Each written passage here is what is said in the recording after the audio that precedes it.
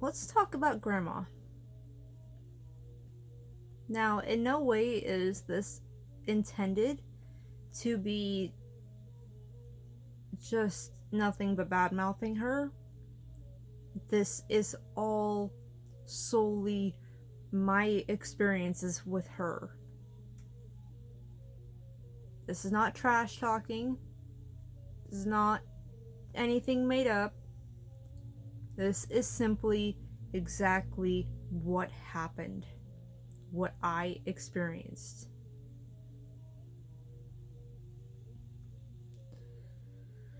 I've always felt like Grandma hated me. Always, since I moved in. She made it seem very, very clear that she was not a fan of me whatsoever. She would beat me with a wooden spoon until I was black and blue with bruises. I have 2 half sisters that I haven't seen in over 20 years. The last time that I saw them that I can remember, the oldest one saw me changing in my bedroom, and when I was changing my pants and, well, everything, I guess, she noticed from the middle of my back to the back of my knees was covered in bruises. And she asked me why. And I said, Grandma with the wooden spoon. After that, I don't remember ever seeing them again. After that, I was never allowed to ask about anyone on that side of the family, because that's all on Mom's side. I was not allowed to ask about anyone on Mom's side of the family at all. If I did, well, I'm getting my head ripped off. Surprisingly, it's still attached. But seriously though, I got punished something fucking fierce. I'd get a backhand to the face, beating on the ass with a wooden spoon again. Whatever was handy or was, desired at the time. Grandma really had a thing for embarrassing me. Or so it seemed. It really, really seemed like it. Over the years, there were several times that if any of my clothes had the slightest hole in them, she liked to stick her finger in the hole and tear my clothes off of me, regardless of who was around. So, well, my dignity is getting thrown out the window. I had, for quite a while, I actually had a pair of pants that buttoned up on the sides, on both legs, all the way from the top to the bottom. And when we had company over, she liked to grab a hold of them and tear them off of me in front of everyone. Guys, girls, all family, but still not cool. When I had my first period, this happened up in Washington. We were visiting a relative. My first one started while we were in the hospital visiting Aunt Doris.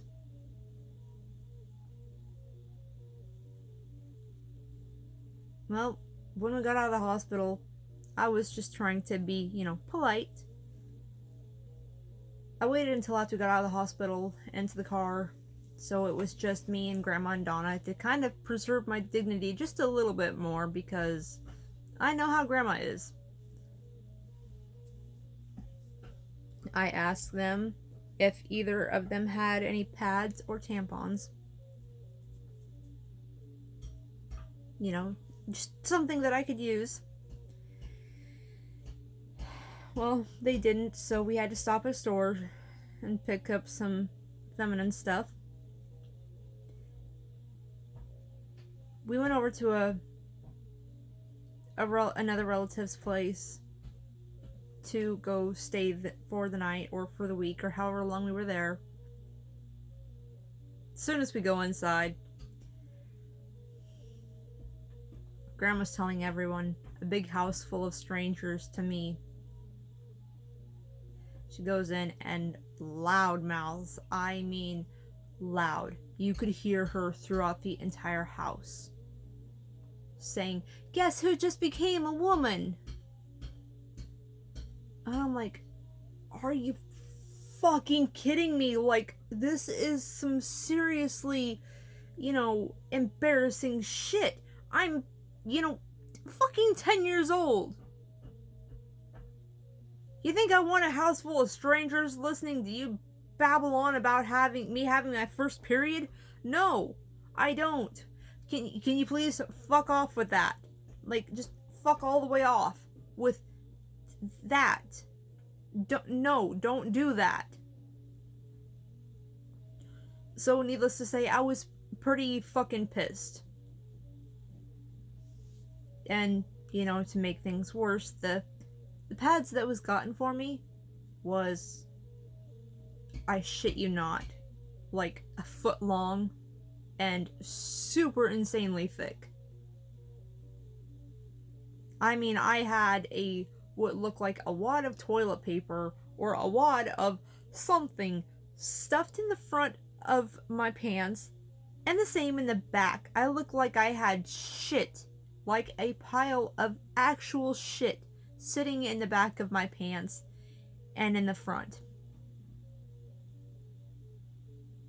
And that's what I had.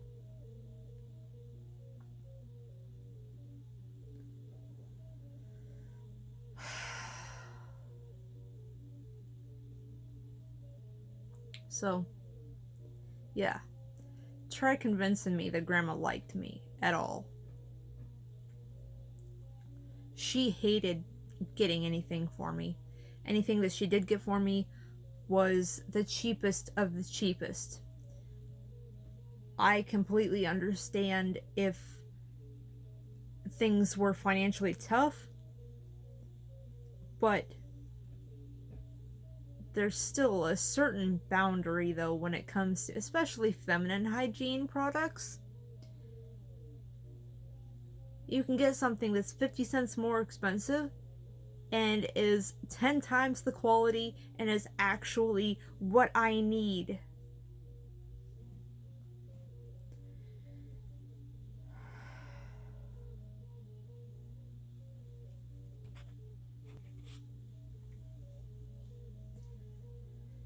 When it came to my menstrual cycle, I was in an unexplainable amount of pain. I had cramps from hell. And I didn't know it at the time, but it wasn't just cramps that was making me hurt like I was. A good portion of it. Oh, fuck me. Pardon me for a second. Oh.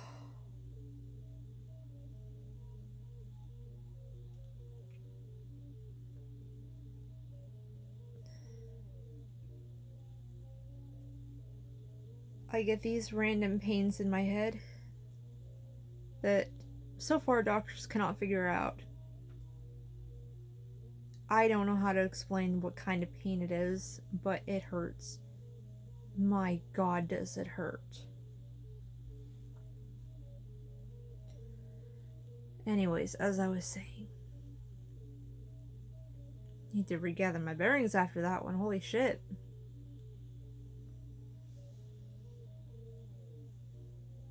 Where was I at?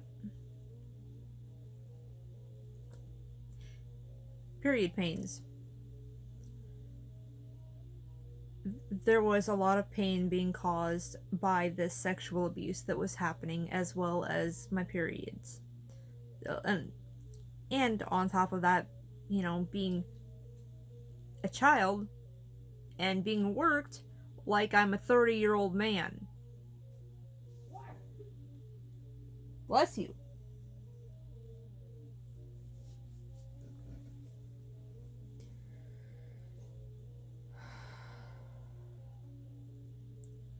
Grandma did not like to get pain meds for me. There was one time I can remember in particular that she brought home a bag of the spicy red cinnamon gummy bears. I can't do spicy because my body does not agree with it. It tears me up and makes me sick. And she's bringing home these spicy gummy bears telling me to use them for pain. I tried.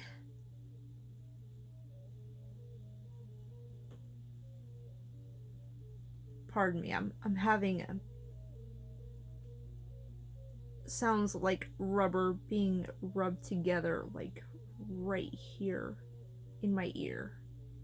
And that sound is extremely painful.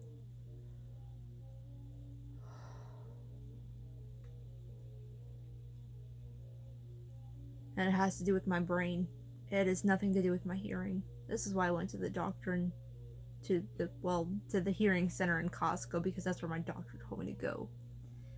Anyways, trying not to get off topic here. I tried the cinnamon gummy bears. They did not do anything other than make me even more sick, because I was in so extremely much pain that it was causing nausea and causing me to start vomiting. So I am very familiar with nausea being caused by pain. It happens a lot to me.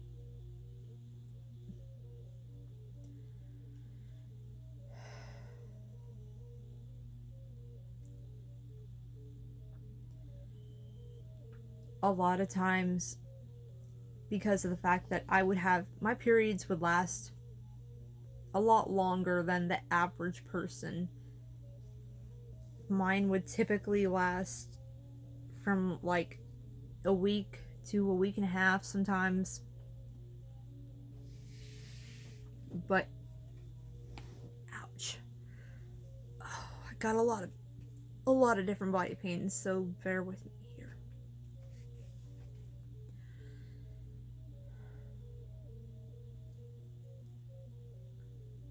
I can't remember where I was. But she had me try these gummy bears. They didn't do anything other than make me sick. I finally got her to start, I think after I told Grandpa, because he was the one that I had to talk to. Like, I talked to him about everything all the time anyways. So I had to tell him, hey, I need this for pain. I need this for my menstrual cycle. I need these things, because when I tell Grandma, she doesn't get them. She gets something completely different. So I would only ever get the things that I needed if I told Grandpa and then he told her, hey, stop being a fucking cunt and get the shit that she says.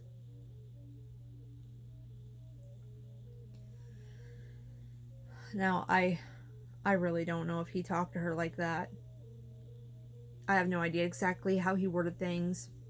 This is just basically a summed up version of my perspective of how I saw things.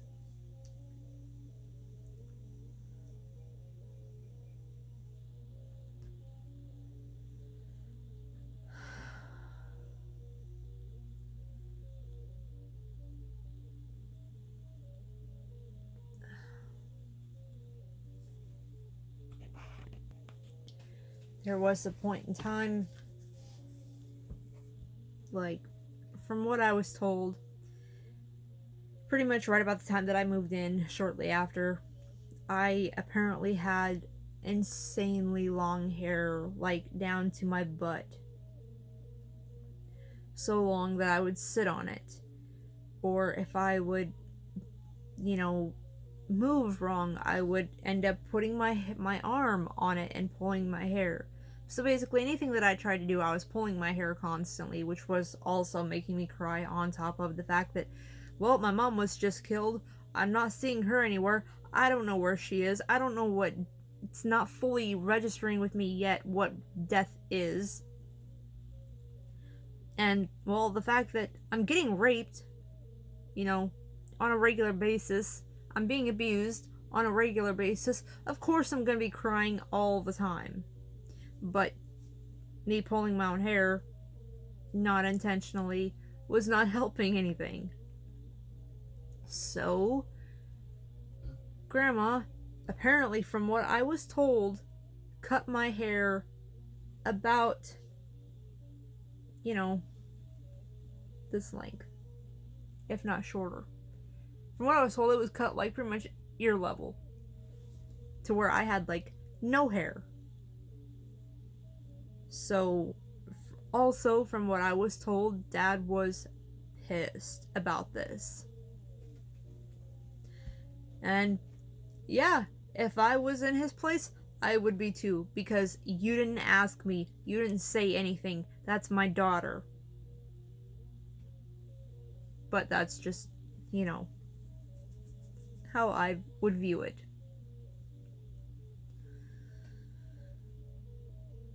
She really seemed to have a thing for embarrassing me in every and any possible way that she could. She would do it all the time. Like, in my teen years, if she would come home from work with stuff that she went to the store and got for me because I was too young to get it for myself, like any underwear, bras, feminine needs, all of that stuff, she would come home and, there was a lot of times that, we had kind of a bigger family. Donna was married, so she had someone. Grandpa was there. Sometimes Dad or Uncle Bill would be there. But it never seemed to fail that on the nights that there is, a couple of males sitting at the table in the kitchen in the house, Grandma comes home from work, she's bringing home stuff that she got for me, she throws it out on the table, out of the bag, in front of the guys, and yells at, 13 or 14-year-old me, yelling to where you can hear her voice barreling through the whole damn house, and this house was huge. She's screaming at me to come down and get whatever she picked up.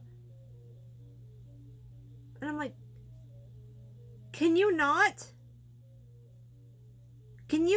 embarrass me like that? Can you not specify exactly what you got and why and what it's for in front of the guys? Can you just not? Any chance that she could to embarrass me, she did.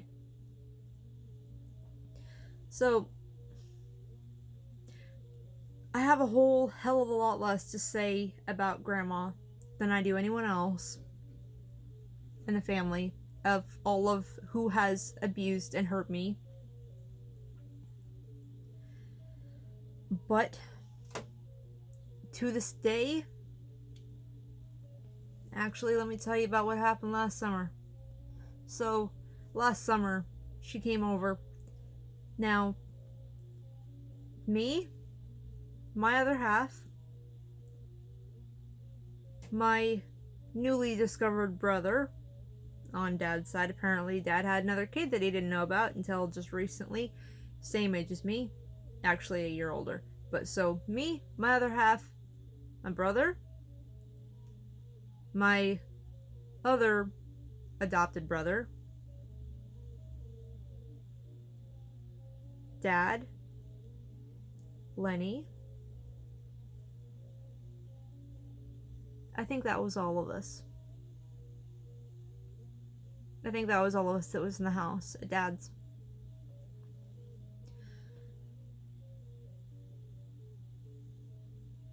Now, Sam, my other half, he was in the bathroom, and then he came out just at the right time.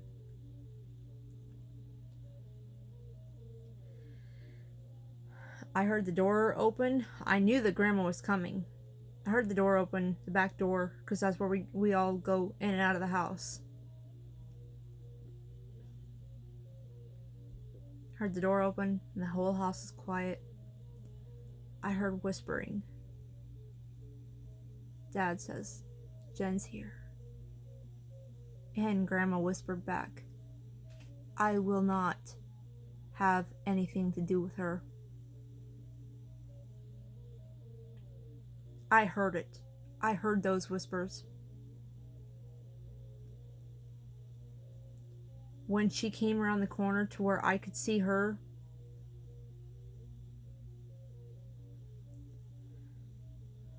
just talking about it makes me feel scared all over again.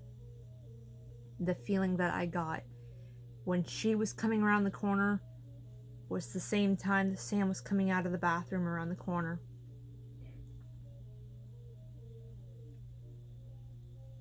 As far as I know, Grandma only came over just to greet her newly discovered grandson.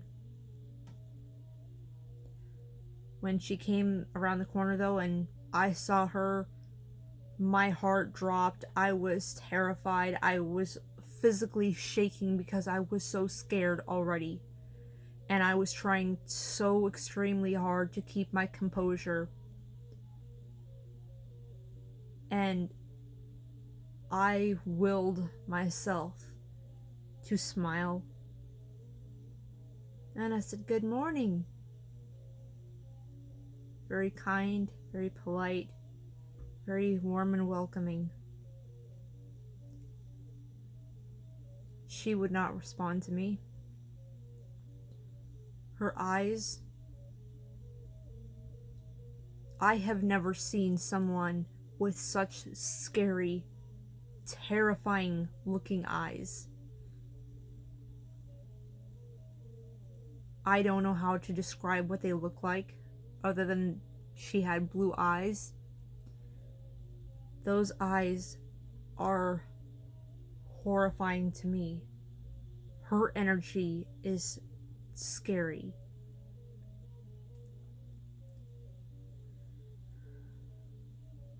So Sam was, he's standing here watching everything. We're all, now the entire family is all together. We're all sitting down together and talking.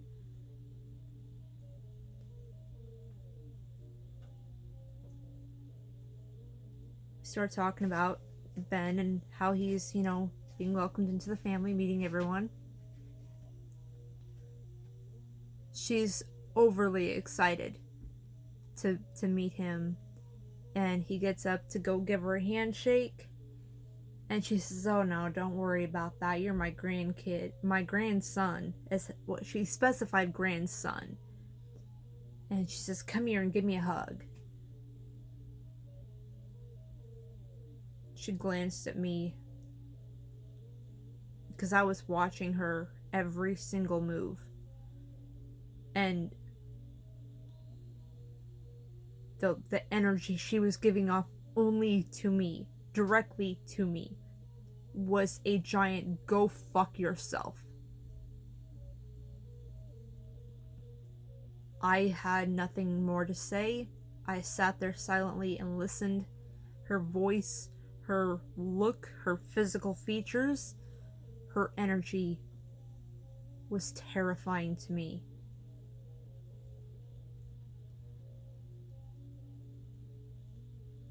And about 5-10 minutes into sitting there talking, I could not hold myself together anymore.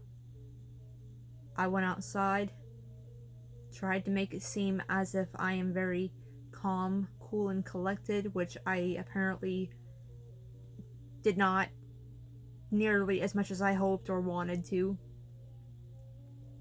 I went outside and I started sobbing. Now keep in mind, this was only a year ago when I got to see the face of absolute ugly, evil people. She carries her husband's spirit with her, which is Grandpa.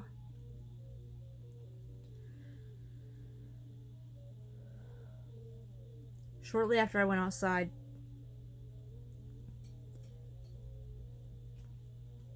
I think Sam was the first one to come out right behind me.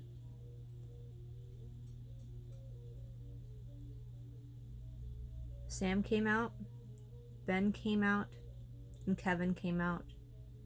They all came out to see if I was okay. Because they know the background, they know the history, they know what she did.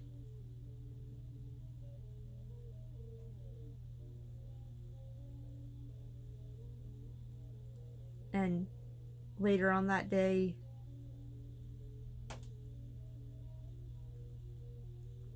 well, I take that back. It might not have been that day, but at some point later on, Sam and I started talking about that.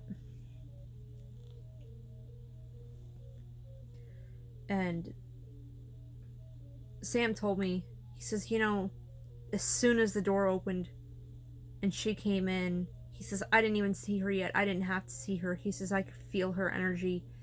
And it was such a dark, bad, evil energy.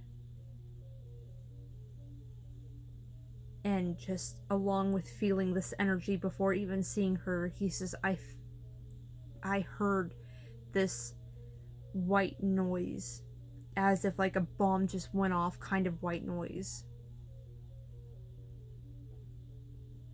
And I said, yeah, that's Grandma. That's her energy. That's her. He says, holy shit. I said, yeah, imagine being a kid and growing up in a house with her as the closest thing that you have to a mother figure. Being absolutely terrified of her all of the time, and just being so extremely thankful that she is working and that she has basically a 9-to-5 job and not being at the house. Because even though Grandpa was hurting me, harming me, abusing me, doing everything that he was, Grandpa was like my saving grace. He was my break from Grandma. She was terrifying. There was moments in childhood that, like, at one point in time, I actually wanted to learn how to play piano. And I quit that real fucking quick because of the fact that she told me that if I didn't start playing right, and I had just started, it was my first attempt. She says, if you don't start playing right, I'm going to use a hammer and break all of your fingers. So I'm just like, I'm done playing piano now. And I never played again. I believed her. I absolutely believed that she would do it. She is the kind of person to do that.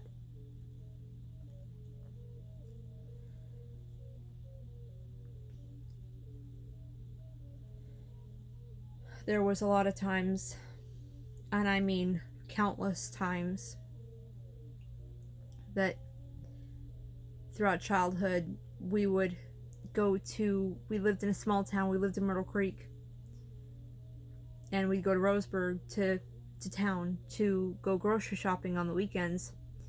And when it was just her and I, she had me sitting up in the front seat with her, and she would always want me to talk to her while she's driving. And if I didn't talk to her, I would get backhanded across the face. I'd get hit. I'd have hair pulled. I'd be, having my head being on, shaking, grabbing a hold of my hair and, shaking my head around while we're driving. But the most common one was a backhand to the face. Because she'd tell me to talk to her, and I would say, I don't know what to talk about. Or, I have nothing to talk about. I don't know what to say. What do you want me to say? What do you want me to talk about? And that was what resulted in me having a backhand to the face. And there was one time, there was a part of me that was extremely happy that the things happened, the timing and the place that they did. She backhanded me right as we were turning into Walmart. I was really hoping, there was a part of me that was really, really hoping that she had bloodied my nose or left my whole face beet red where she hit me. Because we were getting ready to go into the store, and that meant being around other people. So, if other people, random strangers, see, a hand mark on my face, maybe someone will do something. But what I didn't realize at the time was that, well, backhand. That's to not leave any marks. You're not gonna leave, handprints, a fingerprint, if you're doing it with the back of your hand. It doesn't work the same.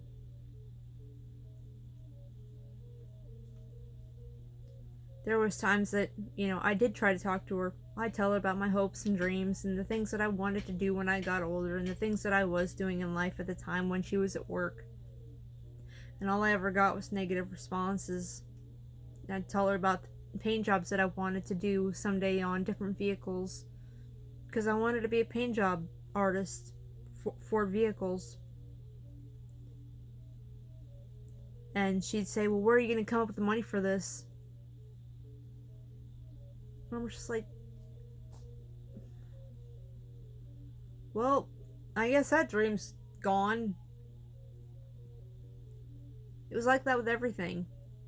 Anything that I did while she was gone, like me telling her about, where I'm riding the horses and everything while she's at work, she'd start bitching about that. Telling me that, that I'm doing this wrong and that wrong. I can't remember exactly what. I just remember being told something that I was doing was wrong and that I shouldn't do it that way, or shouldn't do it, or something. I can't remember fully exactly what she said. But all I ever got was negative responses, which also made me not want to talk to her. And of course, if you're hitting me because I'm not talking, I'm not gonna talk.